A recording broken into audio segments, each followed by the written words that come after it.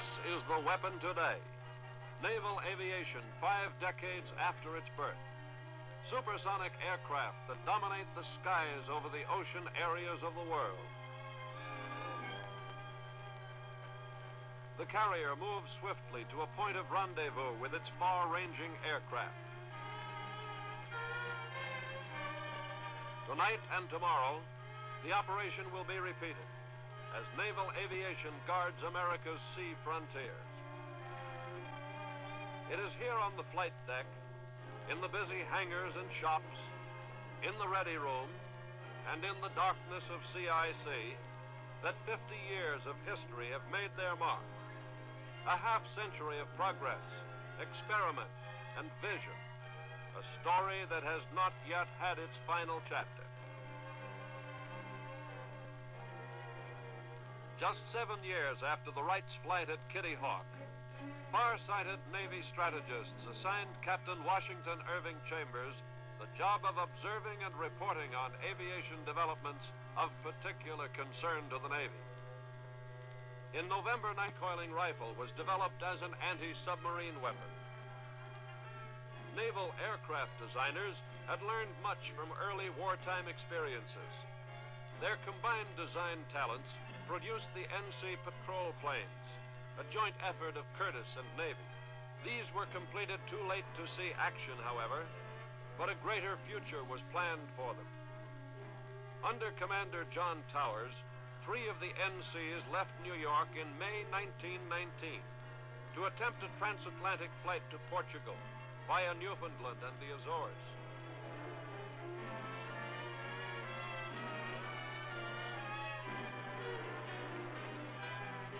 Only the NC-4 made it all the way.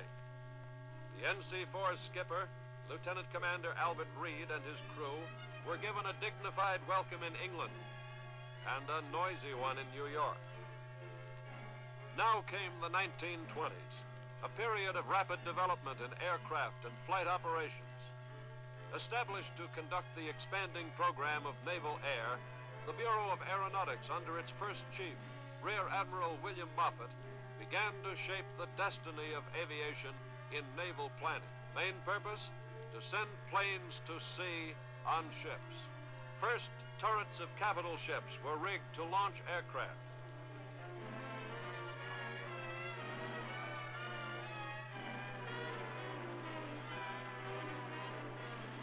The equipment was not always dependable. To take the risk out of such launchings, catapults were strengthened so that cruisers and battleships could carry their own aerial scouts. Successful takeoffs sent minds leaping ahead to the next logical step. Ships that could carry many planes, floating airfields, to provide the concentration of force necessary for effective sea-air attack. The time for the aircraft carrier was near. But exhaustive tests with arresting gear had first to be conducted on land to find some way of stopping a fast plane from crashing into parked aircraft. By 1922, arresting gear was available that could do the job, and it was installed on the Navy's first carrier, a decked-over old collier christened the USS Langley. Lieutenant Godfrey Chevalier, one of naval aviation's pioneers, made the Navy's first carrier landing in an aeromarine. There was still much to learn about deck operations. But nothing discouraged the determined aviators. They kept trying. This was a new problem, demanding the utmost in skill and precision. These pioneers risked their lives to gain experience, to test new ideas, and perfect new techniques.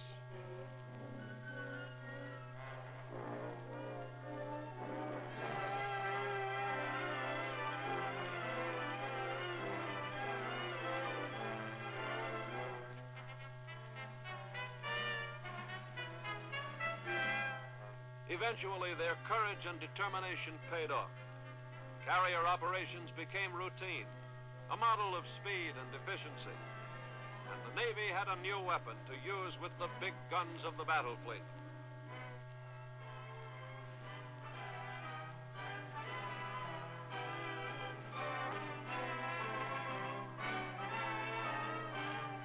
Meanwhile, designers were working with the first wind tunnel models to create aircraft specially adapted to the Navy's needs. One of these new plane types, the Helldiver, became world famous for dive bombing accuracy. Marine and Navy interest in this precise form of bombing paid off in a big way when war came.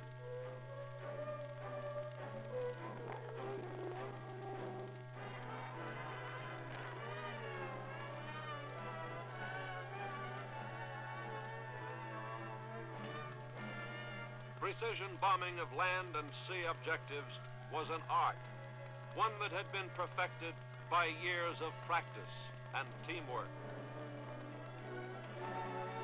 The Washington Disarmament Conference of 1922 forced us to scrap plans for 2 half-built battle cruisers, but allowed them to be converted and completed as aircraft carriers. The Secretary of the Navy demonstrated how landings and takeoffs were to be made from their decks, much longer and wider than the Langleys. These 2 carriers were christened Saratoga and Lexington, beginning the tradition of naming aircraft carriers for great battles. Both participated in the war games of the late 20s.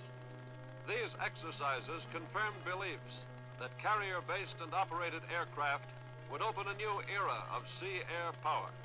The Saratoga and the Lexington were joined by others in the 30s. The Ranger, Yorktown, Enterprise, Hornet, and Wasp, forerunners of a mighty armada soon to come. In 1925, Commander John Rogers on the right and a crew of 4 men left San Francisco in the first attempt to fly to Hawaii. The PN-9, their metal-hulled flying boat, set a world's distance record of 1,800 miles before being forced down at sea.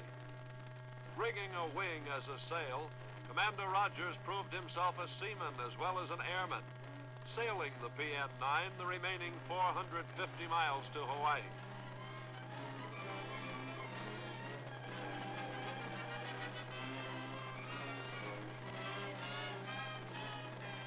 The constant carriage of the earlier fighters was eventually replaced by retractable landing gear, decreasing drag and increasing speed.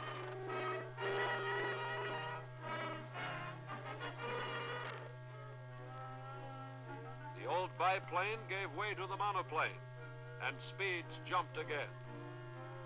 All the developments since the First World War, the long-range flying boat, the dive bomber and the torpedo plane, the concept of a mobile task force, the development of tough and powerful fighters, and above all, the superb training of pilots and crewmen were soon called to meet the greatest challenge our Navy had yet faced. Japanese carrier aircraft struck. When the smoke had cleared and losses were evaluated, our Pacific fleet was temporarily out of action. Gloom settled thickly over the country, but the Navy's top strategists thanked God that all our carriers were at sea December 7th, and though few in number, were ready to launch their planes in counterattack. Now naval aviation would be given an opportunity to justify the years of its development, the training of thousands of men, the time and money and sweat expended on it. Airmen turned grimly to the task before them. The carriers of the Pacific Fleet launched a series of raids on the Japanese-held islands, the Marshalls, Wake, and the Gilberts. In May 1942, they found and stopped the enemy in the Coral Sea. The Japanese were forced to turn back from their goal, Australia. Despite losses, Naval Air won its first strategic victory and followed it a month later by battering the enemy at Midway. This was the turning point of the Pacific War. The enemy was stalled. Hawaii and the United States were spared attack.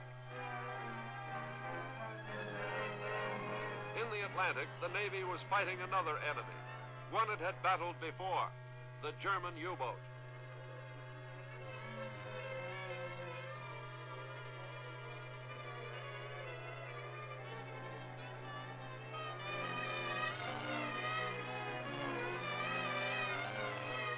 Hundreds of Allied merchant ships went to the bottom before the U.S. could organize its defenses. Navy patrol planes joined forces with surface units to range the Atlantic from Iceland to Rio.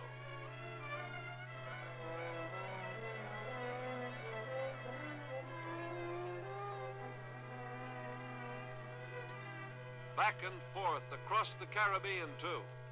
Searching, searching, searching for the telltale periscope, for the foaming wake, for the shadowy reflection of a submarine just below the surface. Blimps joined the hunt as convoy escorts. But all this was not enough. The mid-ocean areas could not be covered by land-based search planes. The Navy's answer was the escort carrier, born of necessity. These hastily built baby flat tops joined the fleet in 1943, and with their planes teamed with destroyers, eventually swept the German U-boats from the Atlantic. The capture and boarding of the U-505 by a jeep carrier and destroyer hunter-killer group climaxed the Navy's action in the Atlantic. At war's end, naval air power had accounted for 99 enemy submarines. In the Pacific, meanwhile, our offensive was underway. Guadalcanal saw heroic holding action by Navy and Marine airmen flying from Henderson Field. The offensive gained momentum with new fighters like the Hellcat and the Corsair, torpedo bombers like the Avenger. Rockets gave a mighty wallop to our Navy planes. Radar came to our aid, too, on shipboard, in planes, and in anti-submarine operations. No longer could the enemy attack us in darkness or in fog. The all-seeing eye of radar would find him, plot his course, and guide our planes in for the kill. The pattern of the Pacific War emerged as one of island hopping across the reaches of the once tranquil ocean. Army and Marine invasion forces relied on naval air to soften up enemy defenses. Assault leaders spotted enemy emplacements, called for air support to wipe them out. Men in the combat information centers aboard ship plotted quickly, carefully. American lives hung in the balance, waiting for help from the floating airfields.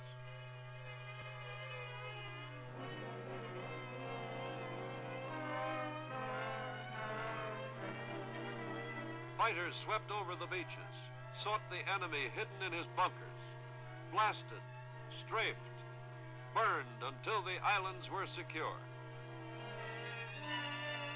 In the Battle of the Philippine Sea in 1944, now remembered as the Marianas Turkey Shoot, naval air scored its greatest triumph over Japanese carrier aircraft. Navy gunners, on ship and in the air, and in the space of one day, shot down 400 attacking enemy planes. Japanese naval air was crushed. Its funeral was held at Leyte Gulf.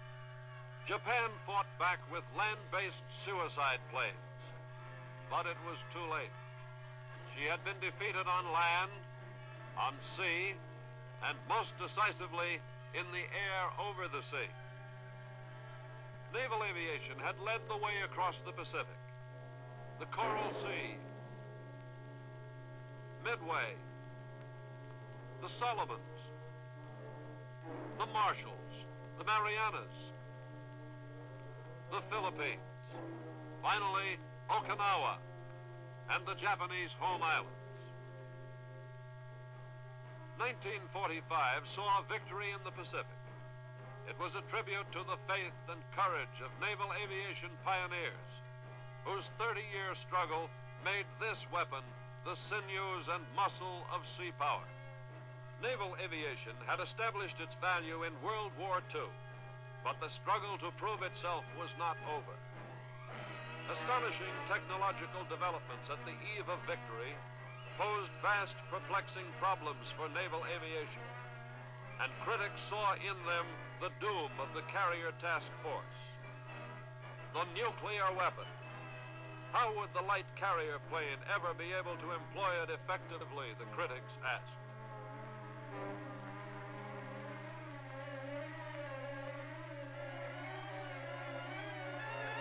How could the task force survive the devastation of atomic attack?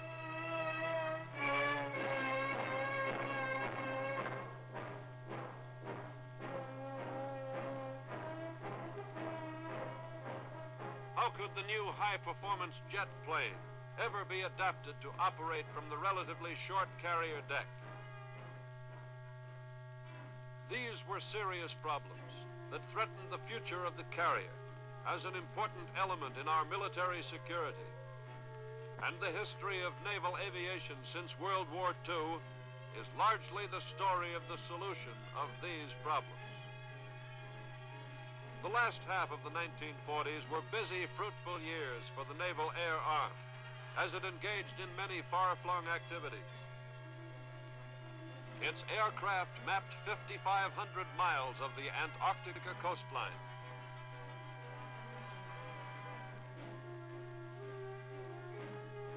The Navy also displayed its new long-range reconnaissance capability when its P-2V truculent turtle made a record-shattering non-stop 11,000-mile flight from Australia to Columbus, Ohio, without refueling. A record that still stands today. At sea, the first rocket experiments began. Over the California desert, the Navy's Skystreak plane pierced the upper atmosphere at supersonic speeds. At naval air stations, the first jet planes were being readied for employment on carriers. The F-H Phantom, followed by F-2H Banshees and F-9F Panthers, operating from Essex-class carriers, which now incorporated improved catapults to supplement the low initial power of the jets, and improved arresting gear to absorb the impact of 130-mile-per-hour landing speeds. The Korean action found naval aviation midway in its transition from World War II to a modern weapon system. Aided by reserves of men and planes, naval air was ready to strike back the moment the Korean War started. Navy and Marine airmen flew round-the-clock strikes to cripple the enemy's communications and transport. Close air support of the troops at the front became a specialty. The concept of carrier aviation, devised so long ago by the pioneers, once again proved a powerful force. Because of the carrier's mobility, naval air was able to attack anywhere on the Korean peninsula.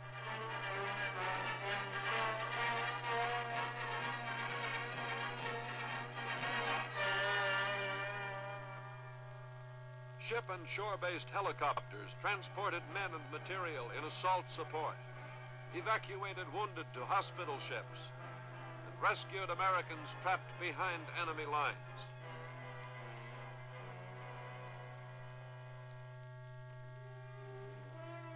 The pace of progress in technology quickened at the close of the Korean War. The Forrestal, the giant modern attack carrier, the dream of the late Admiral Mark Mitcher, became a reality. In it was the solution to many of the nagging problems that the post-war Navy had faced. Its armored decks were reinforced to handle multi-engined aircraft. Its steam catapults can thrust a 35-ton bomber into the air with ease. The angled deck solved the problem of swift, simultaneous launching and recovery of aircraft. The mirror landing system, coupled with precision carrier control approach techniques, ensured rapid, safe recoveries.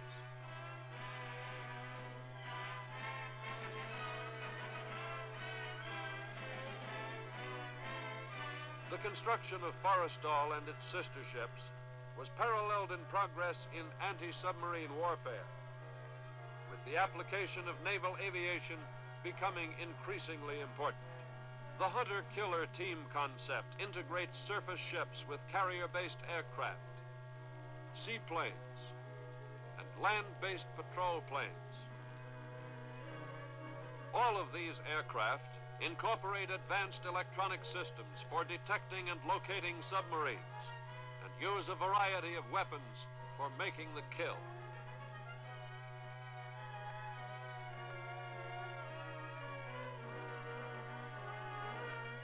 It was also the Navy which provided for the extension of our northern DEW-line air defense system. Navy Warning Star radar planes now patrol the ocean flanks of the continent, from Hawaii to the Aleutians, from Newfoundland to the Azores, maintaining constant electronic surveillance of these avenues of attack. The helicopter, not even a dream 50 years ago, has assumed an important role in naval aviation.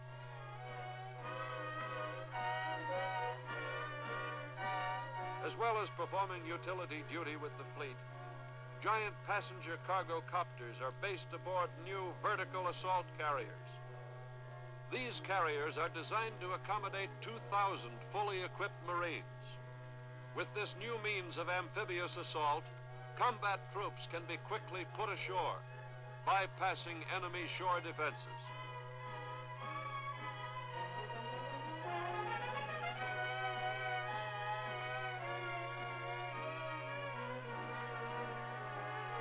So, 50 years after the Navy's first attempts at becoming airborne, naval aviation is a vital, indispensable force to maintain our security.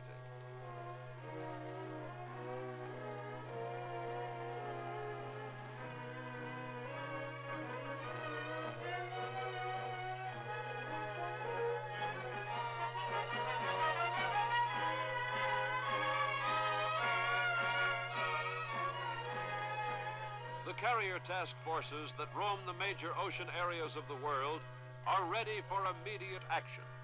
Their effectiveness in bringing power to bear in critical areas has been demonstrated in the past. Lebanon and Formosa, for example.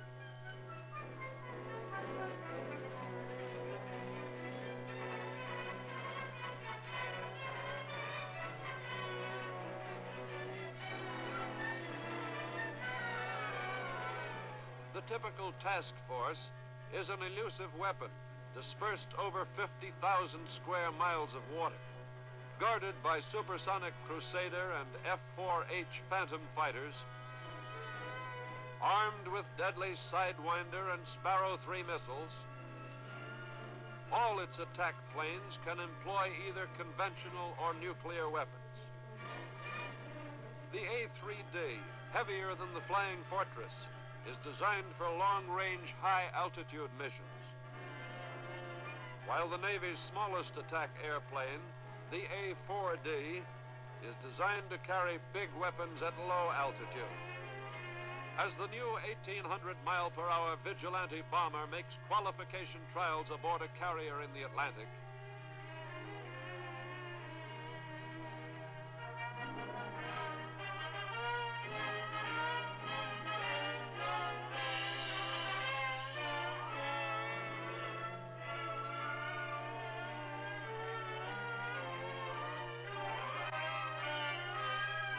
as the Enterprise, the largest ship in the world and the first nuclear-powered aircraft carrier, fits out for its first cruise, we have ample evidence that naval aviation is meeting the challenge of the future.